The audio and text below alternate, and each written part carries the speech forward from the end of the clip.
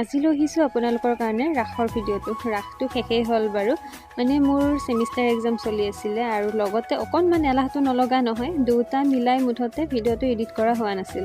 তথাপি আপোনালোকৰ লগত শ্বেয়াৰ কৰিম বুলিয়েই ভিডিঅ' ক্লিপবোৰ লৈ থৈছিলোঁ, সেইকাৰণে দেৰিকৈ হ'লেও আপলোড কৰিলোঁ।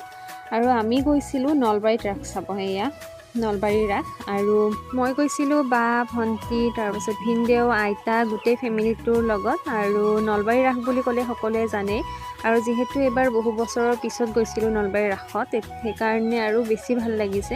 কিন্তু তাত যে বনাইছিলে আপোনাৰ বৃন্দাবনখন আৰু আপোনাৰ ৰাম মন্দিৰটো, সেই দুটা যে মোৰ খুব বেছি ভাল লাগিল। তাত মেলাত ইমান বস্তু আছিল, কিন্তু যে চকুত পৰি নিজৰ কামৰ লগত সম্পৰ্ক থকা বস্তুহে। কি কৈছোঁ বুজিব ৰ'ব ভিডিঅ'টো চালে। এয়া চাওকচোন, ব্লেণ্ডাৰ এডাল লৈছোঁ মেহেন্দি মিক্স কৰিবলৈ সুবিধা হ'ব বুলি। এয়া গোটেইবোৰে আমি গৰমে গৰমে পিঠাও খালোঁ আৰু একেবাৰে তাত ভাত খাই ঘৰত আহিলোঁ। তেন্তে আজিলৈ আহিছোঁ, আকৌ লগ পাম নেক্সট টাইম।